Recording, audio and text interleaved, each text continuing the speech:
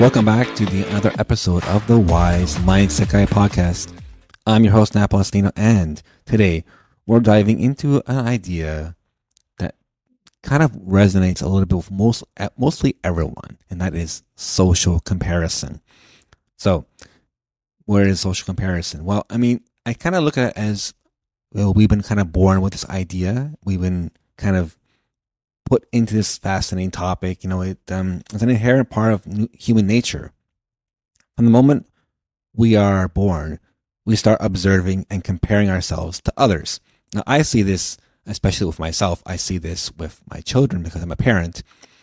Even I never taught my kids about socially comparing each other, but for some reason, even they seem to do it anyway. Like one will compare who gives more love to each child. Like one sibling will say, well, you give more love to her or give more love to me. They say it all the time, and they're always fighting, like the kind of the sibling rivalry kind of thing. So it's definitely there. I've seen it, and nobody ever taught them. So it's probably kind of embedded in our DNA. It comes more from the tribal beings that we used to be. We used to always compare ourselves with other people in our tribes when, back in the day when we used to be in, of course, tribes. And it's kind of been, I've seen this kind of thing where whether it's in our personal lives at work or on social media, comparison tends to seep into various aspects of our daily existence.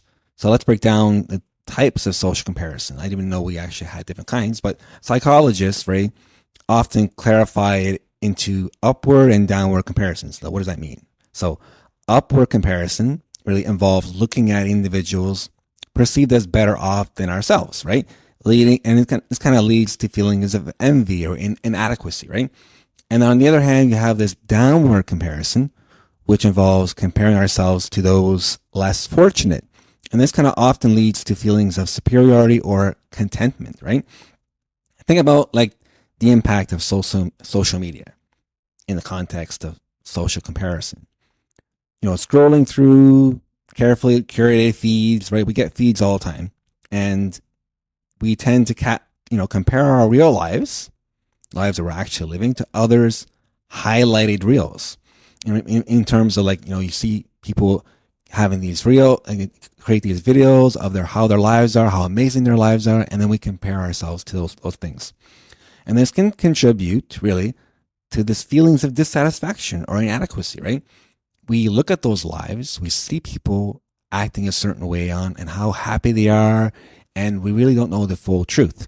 In actuality, they could be just giving us a snapshot of what they think a happy life really is, when in actuality they could be really nervous or actually could be very miserable in their life, right? So it's crucial to remember that what we see online doesn't always reflect reality. Now, researchers have found in constant social comparison, I've seen research on this, where it has detrimental effects on our mental health. Mental health is a serious issue today. So if it's a serious issue today, we should be looking at it more closely. It can lead, right, to increased stress, anxiety, and even depression. However, some level of comparison can also be beneficial, right? Serving as a motivator for personal growth and improvement. And I always say, that's what this podcast is all about. It's about personal growth and improvement. So how can we, manage social comparison in a healthy way, right? Well, first, becoming aware of our comparison tendencies is really key. Mindfulness techniques can help us recognize when we are engaging in unproductive comparisons.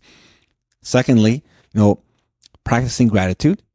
I know I always say this all the time, but it's really, really important. Practicing gratitude for what we have, rather than focusing solely on what we lack, can actually foster a contentment and reduce the urge to compare. A perfect example of social comparison. I heard once in a quote from Jim Carrey. And if you don't know who Jim Carrey is, he's a great comedian, one of the best comedians in Hollywood. And he said, Your need for acceptance can make you invisible. It's a perfect way of looking at things. We always look in terms of social comparison, how we look at other people, and we're looking to be accepted in society. When really being accepted in society is not as important as you may think. You only have to believe in yourself and believe that you are important in life. And it's a great quote. And I know that when Jim Carrey said this quote, he was going through a transformation in his life. He was trying to go more spiritual, into his more in spirituality. And if you view some of his stuff now, you can see that he's going in that path. And it's a great way of looking at things. So as we conclude today's episode, let's remember that social comparison is, it is part of being human. We're all humans. It's going to be in us no matter what. But it doesn't have to control our lives. It does not have to control our lives, if I have to repeat this. Embracing our unique selves and focusing on our individual journeys can lead to a more fulfilling and happier existence. So, thank you for tuning in today to the Wise Mindset Guy podcast. If you enjoy this episode, don't forget to subscribe.